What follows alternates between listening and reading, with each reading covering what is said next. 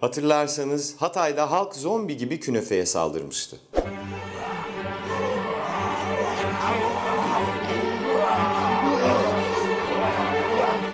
Ne fakirlik diye kınamayacağız. Çünkü şuraya bir künefe gelse yemek için birbirimizi yeriz. Çünkü ruhumuz fakir. Ruh fakirliği orta sınıf ve altı ailelerin çocuklarında genetik bir kod. Bunlar babadan oğul nesil herhalde. Babadan oğul nesil herhalde bunlar. Oysa zenginlik öyle mi? Yarım kilo kıyma alabilen artık zengin sayılıyor ama bizim bahsettiğimiz onlar değil. Zengin gibi zenginler. Evde ayakkabıyla gezenler. iPhone 7'yi kılıfsız kullananlar. Hayatında hiç sofra kurup kaldırmamış, elleri deterjandan yıpranmamış, mutfak tezgahında ekmek kızartma makinesi olanlar.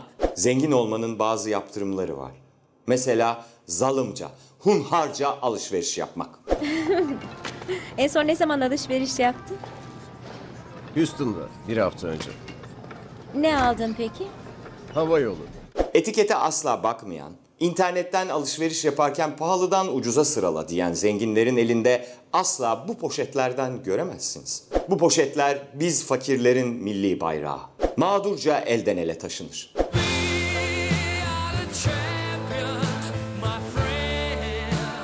Zengin olmak için bir diğer zorunluluk seyahat engelinin olmaması. Hayatı tatil modunda yaşayan bu fedon tenli Richie Rich'ler güneye kaçmak derken Bodrum'dan değil, Cape Town'dan söz ederler. Tabii tatil anıları da şantiyeli aldık anasını satayım, Kartal'ın arkasına doluştuk kıvamında olmaz.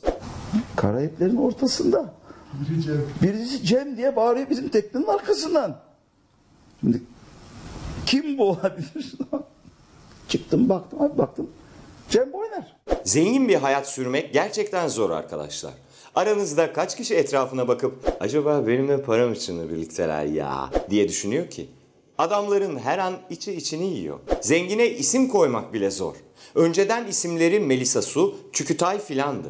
Ne zamanki fakirler de çocuklarına Büşracan, Ümmü Su gibi isimler koymaya başladı, trendler tersine döndü. Şimdi trend eski isimler. Zenginlerin çocukları artık Ali, Leyla, Ayşe, Mehmet gibi onlara göre organik, bize göre tarhana kokan isimler. Ve zenginler bu full organik çocuklara kızdıklarında şöyle diyorlar: odana çık. Yani sanatçı burada diyor ki evimiz en kötü ihtimal dubleks bebeğim. Koca kahvaltı masasında portakal suyundan sadece bir yudum alıp bırakan zenginlerin giyinmeleri bile başlı başına bir olay. Koskoca giyinme odasında ayakkabısını bulmak için Yandex kullanan insanlar var arkadaşlar. Onların telefonuna köpek sıçsın. Zengin erkek giyimi de zor. Her zengine yakışmıyor. Ekose desenine gereksiz prim vermeyi gerektiren bir durum. Röp de chamber'ından golf kaprisine, çoraptan yeleğe. Ya biri bize şu yeleği anlatabilir mi ya? Hırka desen değil, tişört desen değil. Ne ya bu yelek? Zengin olmanın en zor kısmı da sürekli nefret edilmek. Türkiye'nin %2'si, %98'inin nefretini her gün ensesinde, her fotoğrafın altındaki yorumlarda hissediyor. Yazık be. Kendilerini sevdirmek için biz de sizdeniz mesajı veren fotoğraflar paylaşmak zorunda kalıyorlar.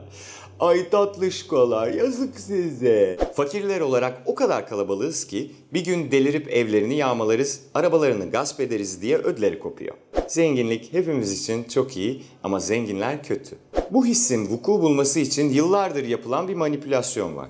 Özellikle diziler ve filmlerde. Zenginler ya çok şefkatli ve çalışanlarına yardımcı ya da entrikacı, eli uzun, her şeye gücü yeten vicdansız kötüler. İki durumda da onlara kötülük yapamıyoruz. Bir fakir tesellisi olarak paranın mutluluk getirmeyeceğine inandırıldık ya. Ki bu yalan, öyle bir şey yok. Hayır, mutluluk zaten herhangi bir şeyle gelen bir şey değil.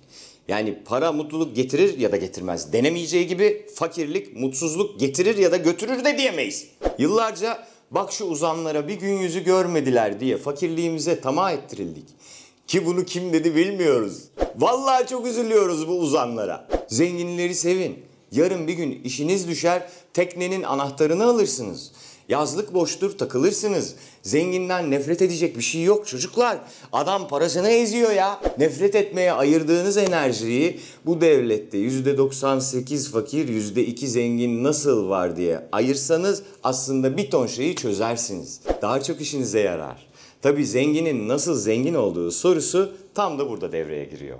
İşçisi sefalet içindeyken o sefahat içindeyse, okulları, hastaneleri aslında vergiden muaf olmak için yaptırıyorsa, doğaya ve insana saygı duymuyorsa öyle zenginliği rica ediyoruz alın başınıza çalın. Bakın ne güzel diyor Bob Reis. Have you made, say, millions of dollars? No. Are you a rich man? When you mean rich, what you mean? Do you have a lot of possessions? A lot of money in the bank? Position make you rich? I don't have that type of richness. My richness is life, forever.